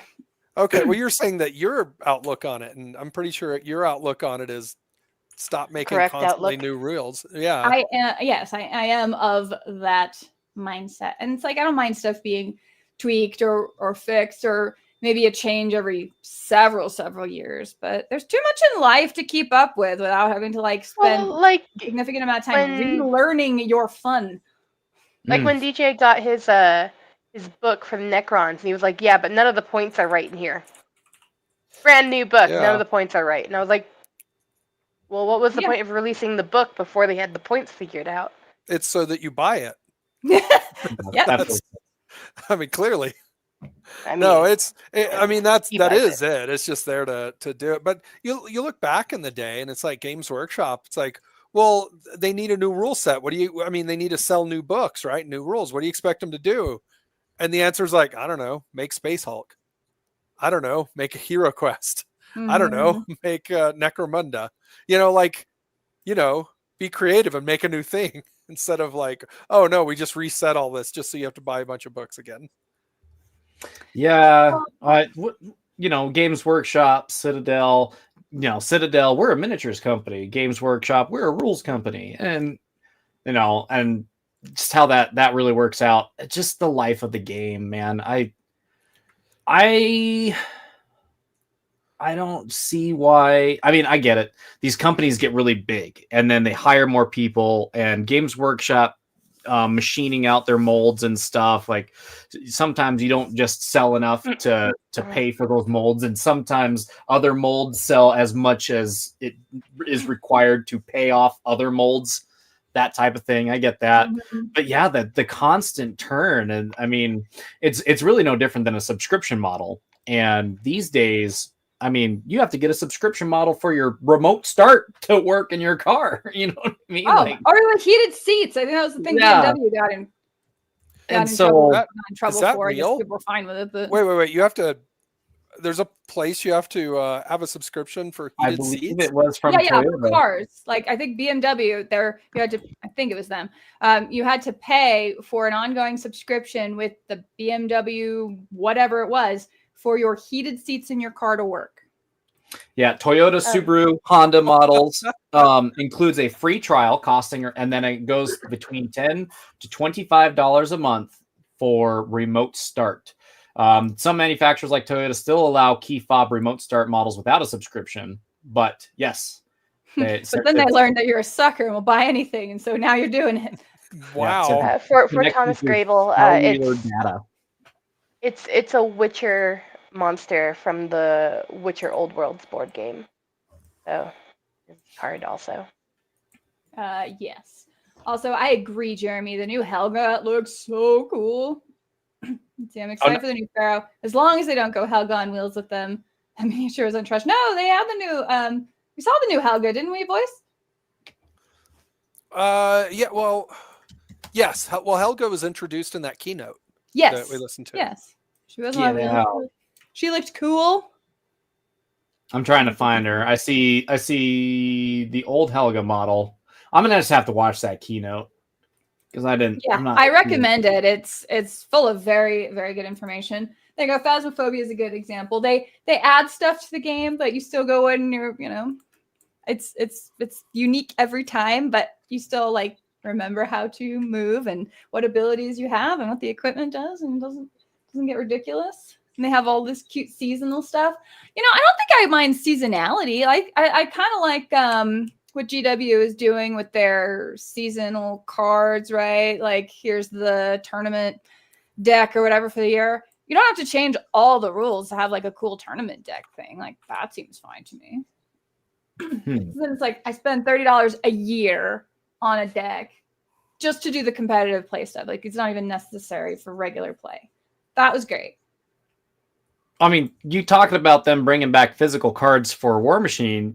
I do have some small like PTSD type issues because I remember at the beginning of Mark III or whatever, Privateer Press, like, we're going to sell cards. And then like 2 months later, they're like, we're not sporting cards anymore. So I hope they stick with it, but you have to make those card purchases worthwhile. Like what Flo was saying with those Necron stuff. I remember my buddy Ian locally was talking about picking up the Necron data slate cards. And they were super cool. The graphics on them were really cool. They had really nice art on the backs of the cards. And then like there was like this green foil on the outside of the cardstock. We've got them. And he was telling me that like he bought them and like 2 weeks later they weren't good anymore. Is that right? Oh my gosh. I know that like all of the points were different, and there was a lot of things that were retconned, or they had a bunch of like rules fixes they need to do. But that's everything they released, really. So I guess the next question is did Steamforge talk about revisiting the army box sets that they've already done? So like, are they going to go back to like the Storm Legion box and the Orgoth box that they started off with? To revisit how? So they're obviously going to reprint cards for those, right? Because I mean, why would they? Not? So when they announced physical, because they talked about physical cards at the Adepticon keynote, and when that was happening, they mentioned they were partnering with a website that does physical cards. Like you could buy all of your Song of Ice and Fire cards through them and stuff. So it was they were partnering with a company to do it. So what I suspect will happen is the card decks will just be sold separate and never sold with the miniatures. I wonder if That they're would be my going to guess. be print on demand type. Yeah, cards. probably something like that too. You can do that. Oh man. Speaking of Space Hulk, how is that not an evergreen title for GW? Well, it should be. I think Curse they're getting ready to City put out a new and one. Curse City is another one that should be as well, but I'm pretty sure we're getting a new Space Hulk next year. Like that seems to be where the rumors are going, and I think it's true. I mean, they've already were pushing it a little bit with boarding actions, and then there were some new models coming out. I think we're gonna get a new Space Hulk next year, new edition. But I mean, if that game came out once every 10 years, maybe that's not the end of the world. I just hate 3-year cycles. Like that's too fast. Yeah. Yeah, if you do a new one every 10 years or something, I'm fine, you know. Mm-hmm. Well, and it's like, what is a game to you? You know, you can get really philosophical about this, not necessarily like the scope of what we're talking about today of you know, what should a game be? Like how much do you build that as a business model? But as far as 2025 goes, how has your 2025 been, Patty? I know you've been working on your is it a expansion on mutants?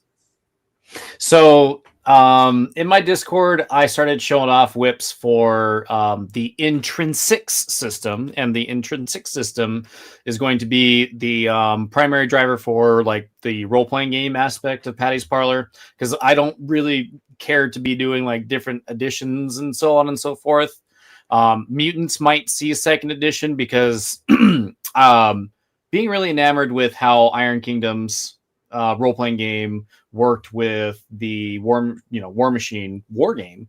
I do want my rule sets to be somewhat congruent, where if somebody picks up Mutants and they're like, man, I really love this, and then they're like, but I want to do more role-playing game type stuff with it, they could pick up Intrinsics and find the mechanics that they love about Mutants turned more role-playing game focused. So if I do another Mutants, it might, if this Intrinsics thing works out and people really like it, there might be a second edition of Mutants, and then moving forward, the games will follow a lot of samey same. And I understand that some people might say, well, you know, make different games, big and way different games. And I'm like, well, I have a lot of friends who I've been able to play their games throughout the year, and Jeremy and I have had a very productive year in terms of like finding all of these really cool independent gems and playing them live and talking to the creators on Rumble.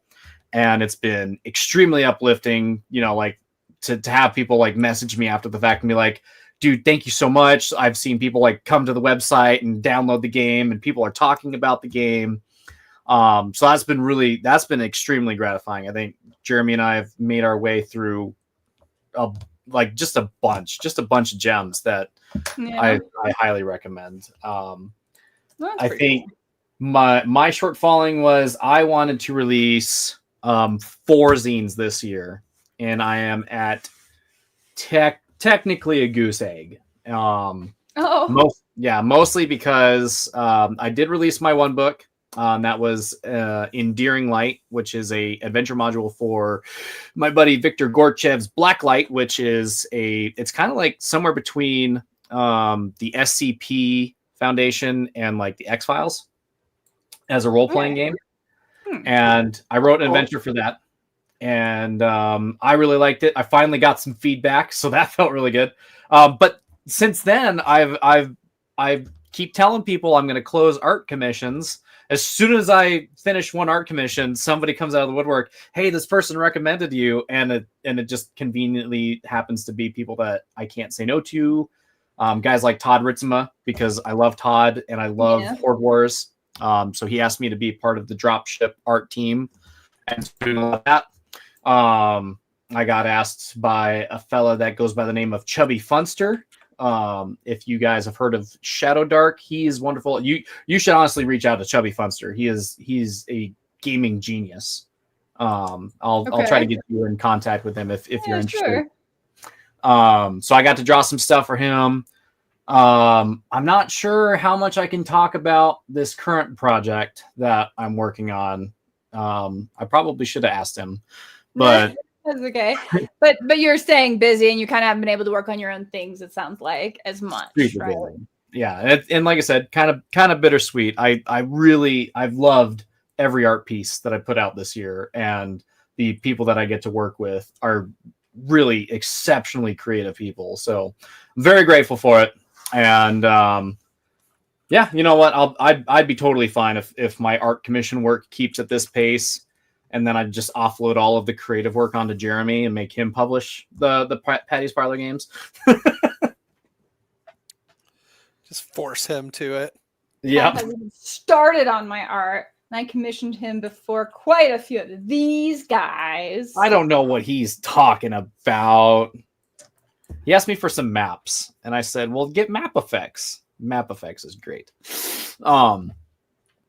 Yeah, no, there's some really cool modules and stuff for doing the whole RPG thing. I guess what I've learned from hanging out with you, and you know, I love having our game sessions together, but I'm like, man, I'm not as much an RPGer as I thought I would be. I'm like, get all itchy. I'm like, this isn't as cool as like a tabletop game, like a war game. You know, it's like I love the scope of the war game. And I that like the role-playing games. I just kind of it's harder for me to get into them unless it's a world I'm familiar with, right? Because it's like, I don't know, just the interacting with mechanics and rolling dice isn't as fun as like kind of figuring out what you want to do in the world. The Iron Kingdoms was a really fun one because I'm already just very familiar with it. The last one we did on Patty's Parlor was an Aliens game, basically. Yes. And it's like that one. Yeah, well, that one was kind of cool. Like I enjoyed it because it's, you know, there's a few things I brushed up on because I know the movies, but then there's like, well, there's actually a lot of world building that people kind of know about it, you know. And so I was like, all right, Chat GPT, what are the major corporations? What are the, you know, whatever. And I went through and it gave me a lot of quick information that was plugged right into kind of the stuff I already know. You know what I mean? And that's something that worked really well for me because I already kind of knew at least, you know, the aesthetic of the world, what the world is basically all about. And so everything else is just details. Whereas like some of the other ones, I know we had set one of our games in the Wilderlands. And even though I made a really awesome theme song for it, an intro that you didn't even play on our last episode. What? That's the last episode. Well, just the last. Well, I mean, that was supposedly the last one. Although we could go back, I suppose, you know, if you need to right a wrong there. But no, like for something like that, it was actually a lot of fun.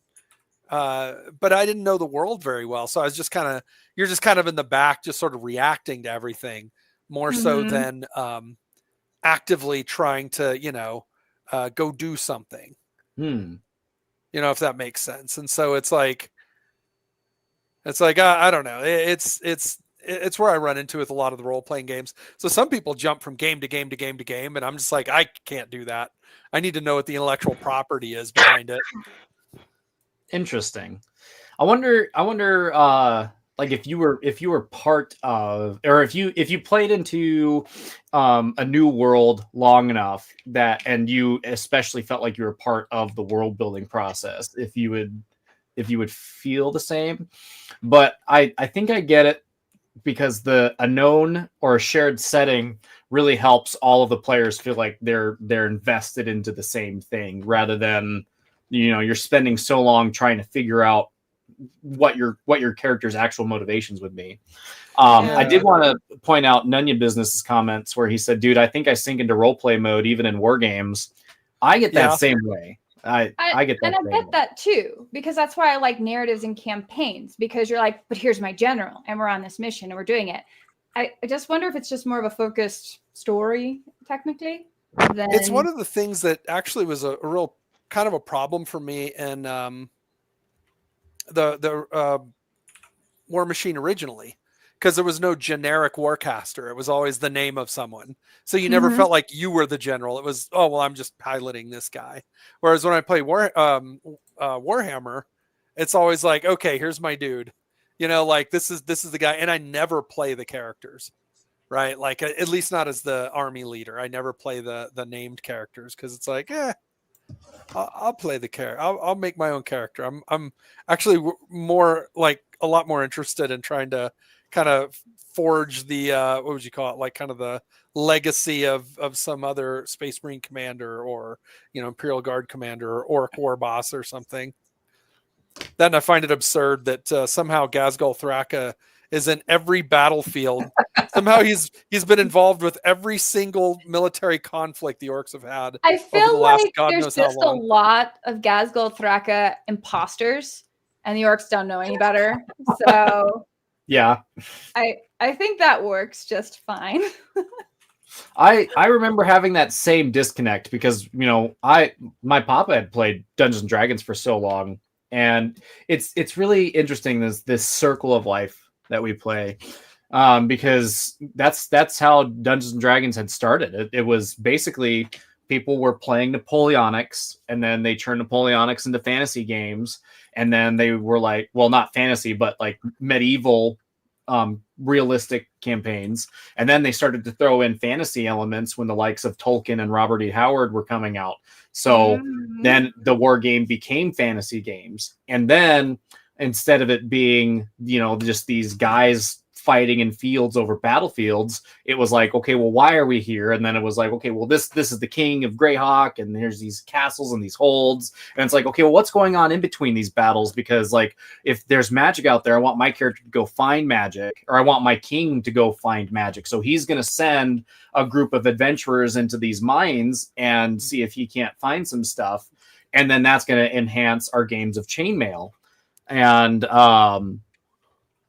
And so, no, in a way, like when you play Napoleonics, you are already role playing because the story's already told. Yep. Right. But in these fantasy games, it's just like, I don't know, like we're writing history right now, and so it kind of changed it from like strictly historical.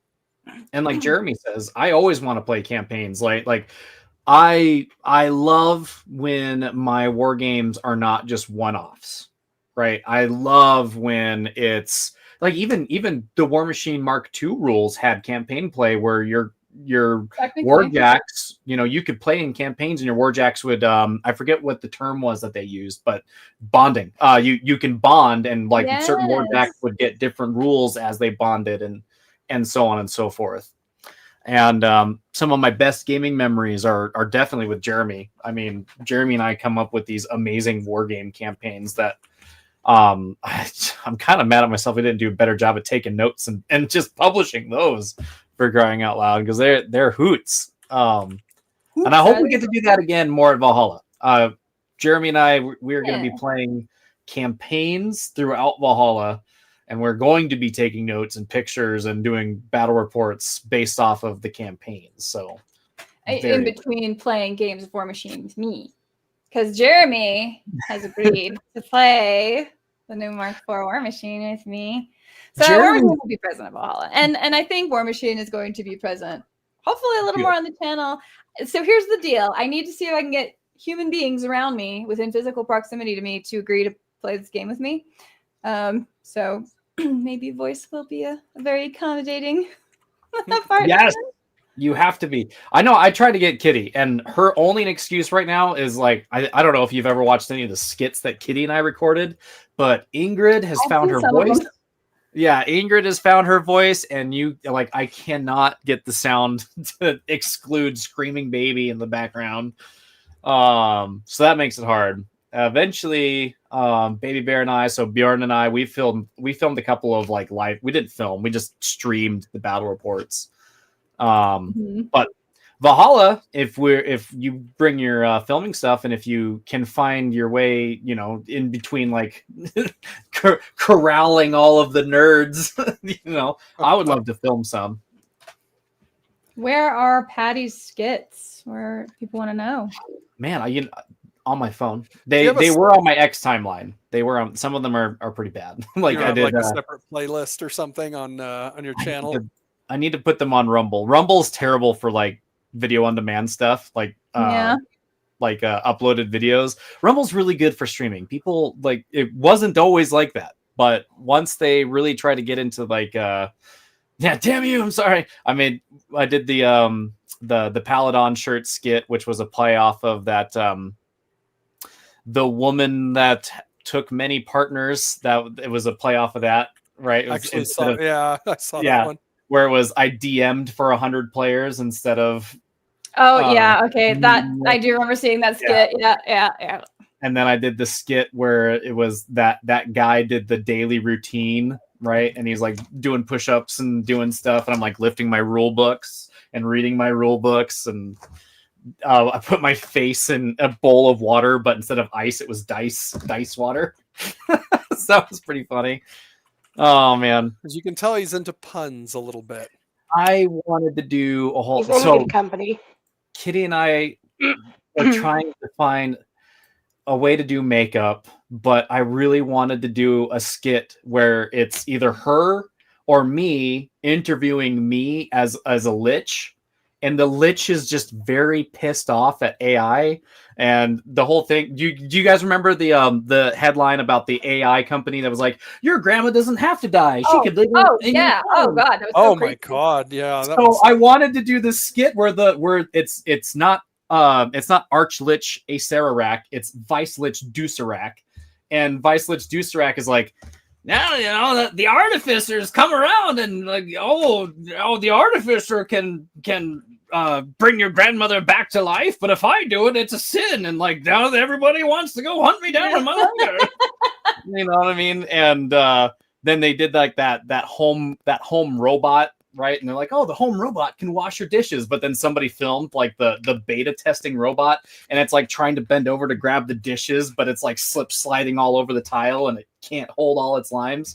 And I was gonna have like Kitty or Bjorn in the background, like as a zombie, like doing basically the same thing, you know. So I really wanted to do that skit, but I can't seem to figure out makeup.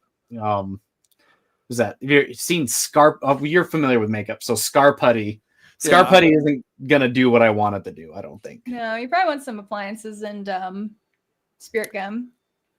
one of Yeah. the things I've actually seen people do is you take your skin and you stretch it. You take two fingers and pull your skin apart, and then you paint a line of spirit gum, and then you let it dry for a second. Then you let go, and it makes a scar.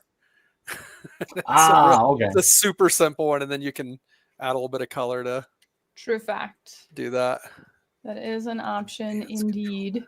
But yeah, 2025 plans. I've had this package sitting next to me for months, complete with scissors, ready to open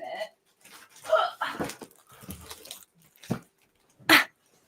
My box for Strange Light Workshop. This whole thing is full of RPG stuff.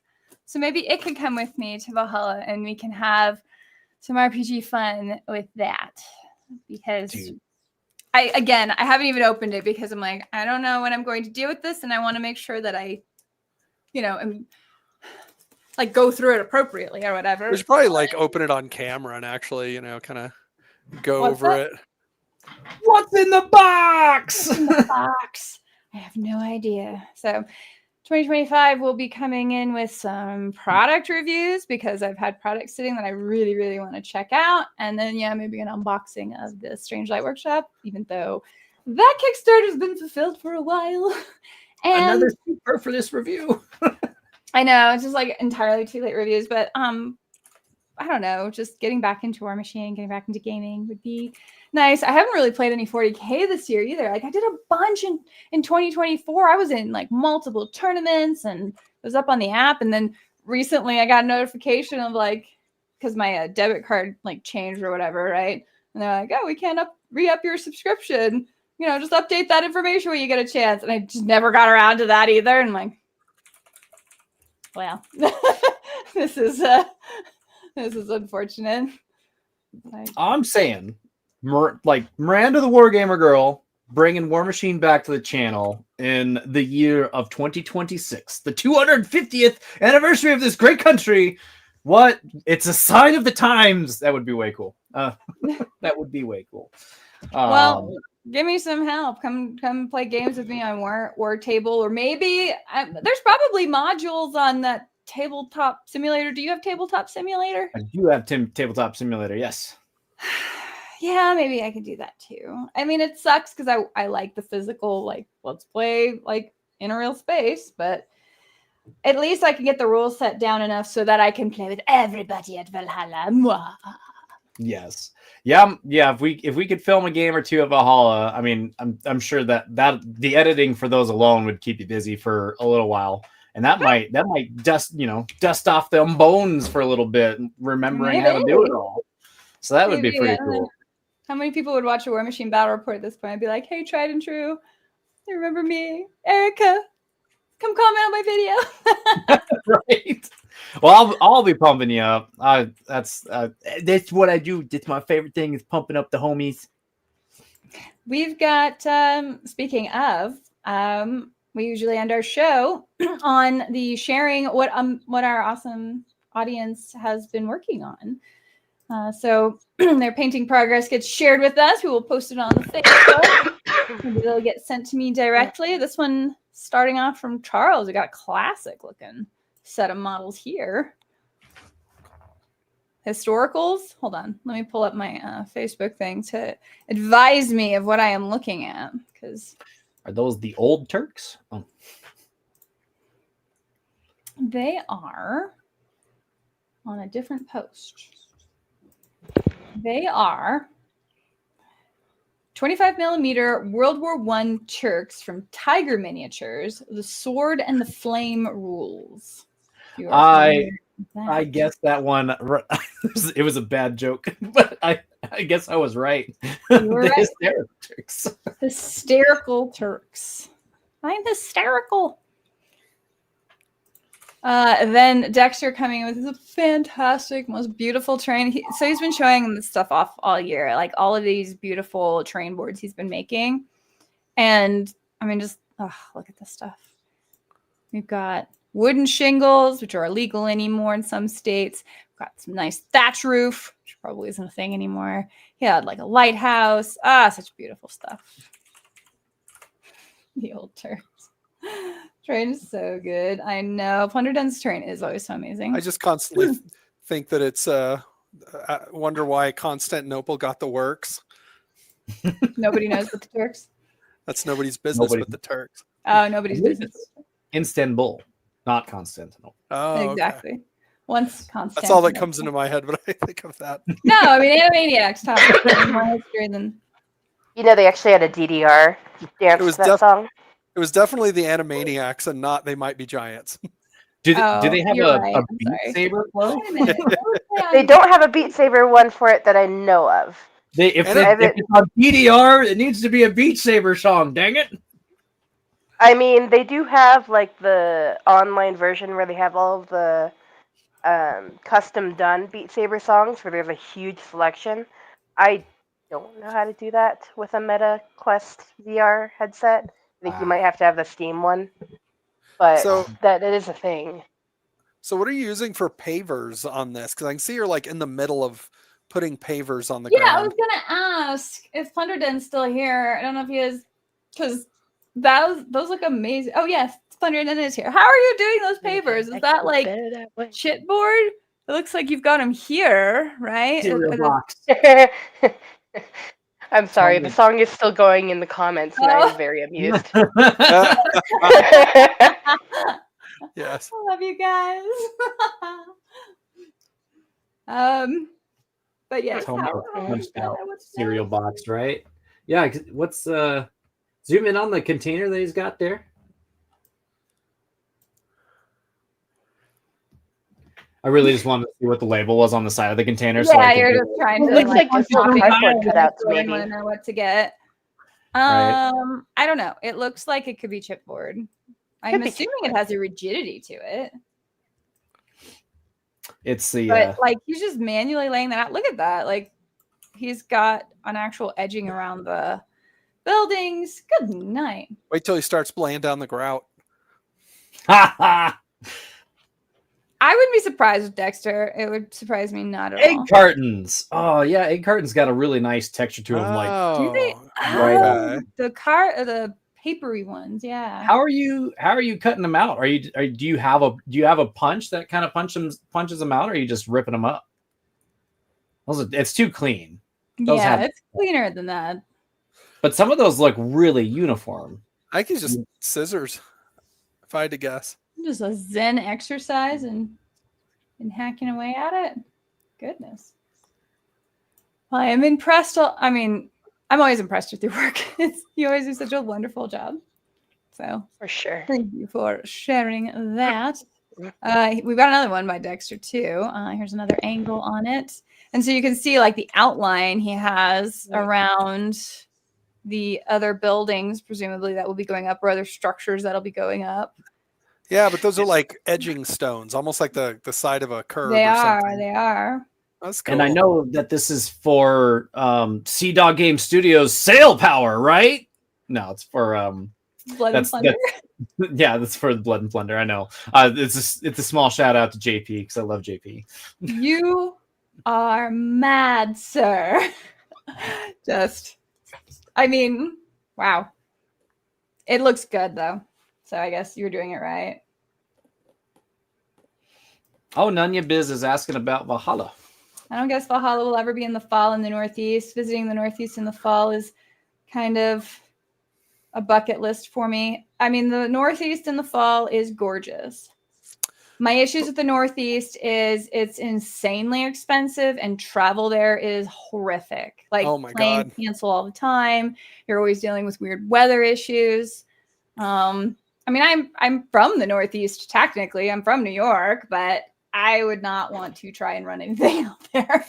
Well, another problem that you guys are running into is that even the event in Utah, just because it's so pretty at that time of year, all of the events and all of those big cabins and stuff like that, they get booked up for weddings. And then you're competing with all of the bridezillas to be able to rent out that space. Yeah, And so the price gets driven way up for that time of year. It's the only reason we had to change it, right?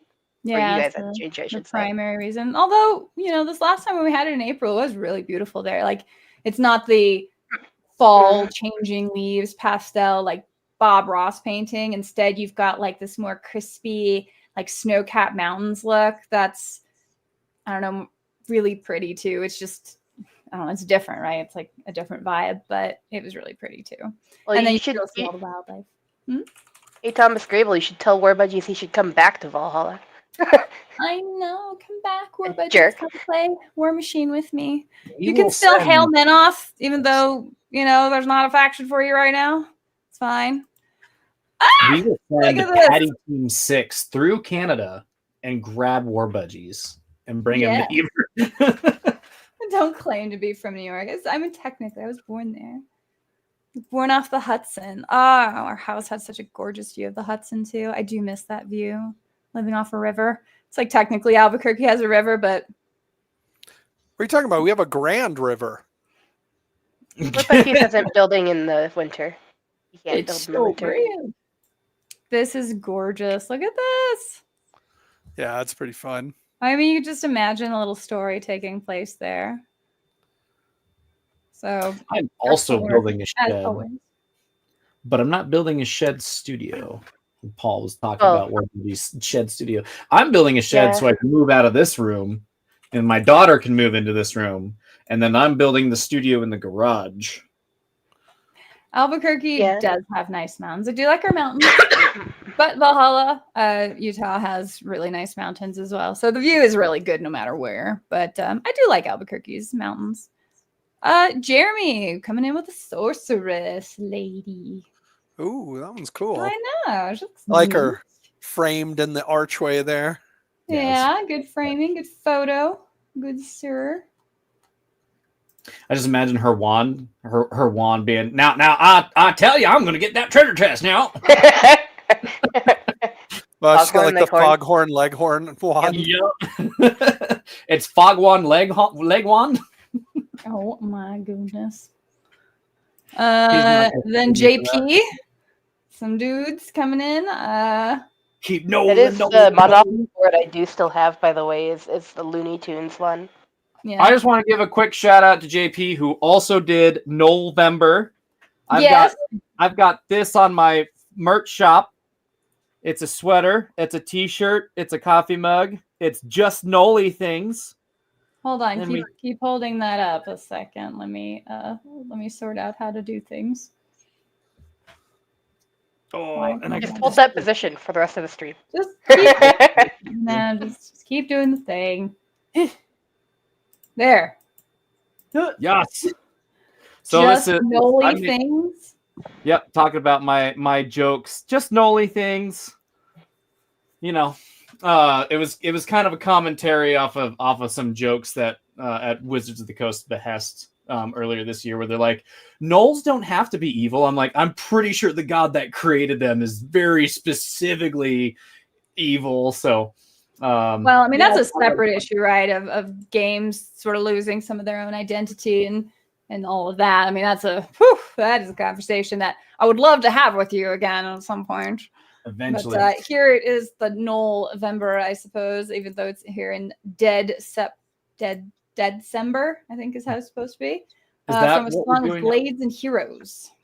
Nice. What he was painting this evening. So excellent work, JP. Matthew, some lovely models himself. A unit of Definitely. dominated Winter Core. So Winter Core working for the Cephalix. Sad day. Yeah, how does that make you feel? Show me on the cephalix where it hurts you. Like right here, mostly. It's funny because he commented about that precise thing on the Facebook. He said, given that you don't like the Cephalix as much, Miranda, you will be pleased to hear I am running out of Cephalix units. After that, I'll turn back to Grimkin and some Chimera. The Grimkin are, of course, amazing. And They were a apparently lot of coming fun to back in paint. June. Mm. Paul's submission for the evening. Decided to, what is that, the Saturnine like style, and then squished a little Space Marine head in there. Playful head. Is it? That looks like a pretty normal Terminator. Does not look Saturnine. Does it not? Yeah, I thought that was He more says the right thing. here in the chat, I wanted to see how the new Terminator Calgar would look with the firstborn helm. I found it freaks people out. Then good. That's what that means. You should use it. Yes, 100%. So thank you, Paul. Purple head, as usual, because it's his favorite color. Ruben coming in with some lovely Is this models. Conflict 47? Ooh. I think it is. Look at Is it. Oh my gosh, I love everything. Oh, that's Ah, Did you, Ruben? Did you freehand that, or did you get a sticker? Probably. Yeah, found a tutorial to make your own Decal. decal.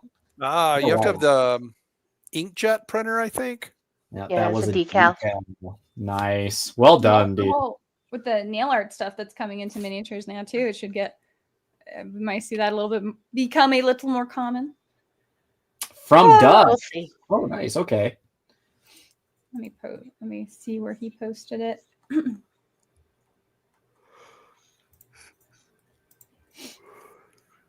Mi-47 attack helicopter from Dust Studios. Here's the other side of it. I love that bubble. I was kind of right. He did say it's a proxy for an aircraft token in Conflict 47. Yeah. I was gonna say that shape though, like how short and kind of squat it is. Feels I swear it looks orky. like an orc. Feels Or orky. I copter. agree. Yeah, kind of. It's just Especially doesn't the have guys like a inside are weird look. green. No, that looks great, Ruben. Good job. Thank you for basing your model. Just throw that out there. Also, here's Conflict 47 Commander model finished up, and the Ursus flocked finally as well. I gotta say, so these werewolf type models, after last Valhalla I went to, and Ruben helped teach me how to play bolt action. Yeah. He was telling me about Conflict 47. I'm like, that sounds really cool. And then I saw like werewolf models and like American werewolves and stuff like that. I was like, that's awesome. No, we're gonna have a campaign this year, so I can't wait to do the campaign for Conflict 47 stuff. Could be Orky, I guess. None your business. Thank you. It's like, I guess. Yeah, technically. I mean, I in suppose. fairness, Astro Sets is correct. Anything can be an orc model. They're very non-discriminant. Or Chibi Hind. I don't hate that notion. I hate Chibi generally, but I love a hind. It's a sexy helicopter. What else we got? Thomas, Army Printing Grand Champion. Nice work as always, Thomas. There's his work Them right there. Trollkins. That's Here we have a all. Trollkin fan here on the show with us. Well, there's a lot of detail on these minis, but he doesn't make them look garish, and that feels like a trick because, or it's a challenge because it's easy to go nuts on the detail and it look really messy. But instead, it's, I mean, piratey, but like the messiness that you would expect with that silhouette and aesthetic. I mean, these colors were great. But he wasn't making every wart on this guy like a bunch of different colors. It's so tasteful. I just love what you do. Yeah, man. I don't see why they couldn't make the Sea King, which released so close to the end of that edition, that they could have held on to the Sea King and he would have fit perfectly in that army. It would have been great. Now the Sea King is like, he's got his one like really odd cousin, the Swamp Troll, and also nobody takes. Oh yeah, I kind of remember the Swamp Troll. Kind of. That was everything. So thank you everybody who participated and contributed and posted stuff you're working on. My 2025 plans should include actually working on some more minis. In fact, I'm going to have a bunch of War Machine stuff probably to paint up. And maybe I will even pick another fight with the Ice King over War Table at some point. Nice. Yeah. I have made That? progress. All right. Well, anything you're up to, Patty, before the end of the year? Doing some more streams, right? Yep. So I should be streaming tomorrow. Do like an inking and thinking is what I call it, where I draw. I draw live for whatever I can show off, and then Sunday I'll be playing Shadow Dark with a fellow that goes by the name of Crit Heads. We're going to be playing Shadow Dark in his setting called Aethera Cataclysm. So you guys can check that out. That should start around 3:30 p.m. Pacific. Inkin' and Thinkin' is my Thursday night thing. So that starts at about 8:30, goes for about an hour and a half, 2 hours. And that's just kind of a variety show. And then after that, I'll be taking a bit of time off just because I don't know what my travel plans are for the holidays. But I do have some cool kind of gamer type stuff. And I have my little advertisement that features Kitty wearing the Just Noli things. I do have that up if you want to show that off, because I'm trying to help JP Got Rockets meet his goal for his 988 fundraiser. So this is the perfect gift for your gamer wife. Of course, guys can wear it too. We're a very, very family friendly band, of course, with Knowles like just chewing into legs. And then, if you don't like the gore too much, we got the beanie that's just got the font on it, and then some stickers and a cool little tumbler. But I was really excited with the quality of this hoodie. It's super duper comfortable. And then I do have this one as well for you guys out there who really like Paladins. You guys can pick that up, and I have some charity stuff that I want to donate to kind of moving into this Christmas season. So if you guys are into that type of stuff, you can check out my fourth wall, that QR code. You can screenshot it, scan it, bring it over there. Otherwise, it's patiocakes-shop.com. shop.fourthwall.com is where you can pick up that stuff. Other than that, I'm just kind of working on I'm working on a whole bunch of stuff. Good. Let's hope for a good year in 2026. Now, Voice, we weren't sure what we're doing for Christmas Eve, right? That would technically be the next stream, but I don't know that we're going to do a normal live stream. Yeah, I'm not sure, to be honest. Still haven't figured that one out. We'll have to see. We have to make sure we're in town. Nice, Yep. good Charlotte reference. Oh, nice. That's kind of where I'm at too, where it's like, I don't know if we're going to be doing Christmas day of. I don't know if we're going to be doing Christmas the weekend before, because we're pretty much just challenged by the weather. If we can't drive through the one pass that it takes to go to Montana, then we're not going to go anywhere. But we're going to do something. So it's hard for me to want to schedule that, especially this time around, where it's like, oh yeah, if you're not doing anything Christmas weekend, hang out with Patty, and then I'm like, oh, actually, I'm not home. No, so I didn't want to do that. So yeah, Christmas break a little bit. Okay, fair enough. We'll just have to see what happens then. So we'll wait until the 7th of January. Yeah, we'll see. We'll see if we just start in on January. But I'm planning to actually have some pretty cool stuff for you in 2026. But yeah, so anyway, also the Kickstarter for Valhalla is still live, and they do have pledge over time options, and we'll have late pledges available. So do make sure to check out the Valhalla Kickstarter. I haven't put the link in the description, but I will do so as soon as I finish up here. So make sure to check it out. And otherwise, we'll see you guys either in a couple weeks or in the new year. So have a good one. And thank you, Patty, for joining us tonight. Bye. Come see me at Valhalla, play my games before anyone else does, and eat red vines with me. Woo! That's right. Come play with the minis that I'm painting. Yes. Barry sandwich for me. No more sandwiches, Barry.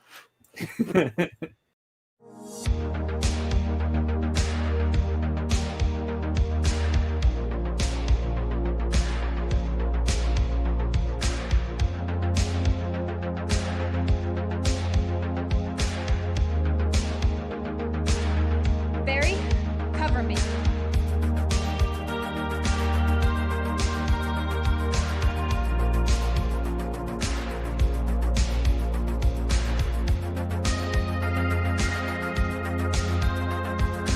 All right, guys, this is it.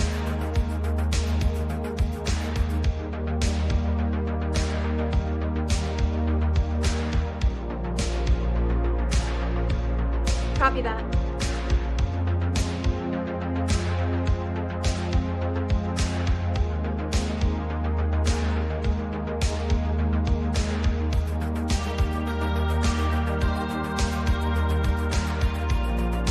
No more sandwiches, Barry.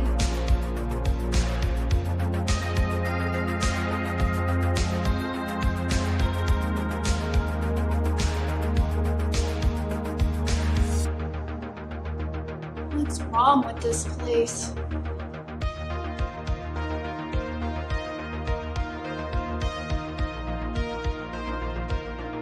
I'm in the west corridor. I'm right outside the generator room.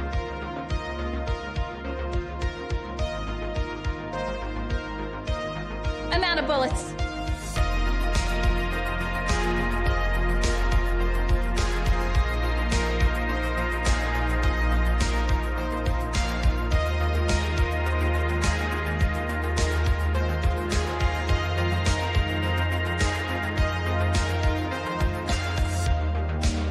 Oh, Barry.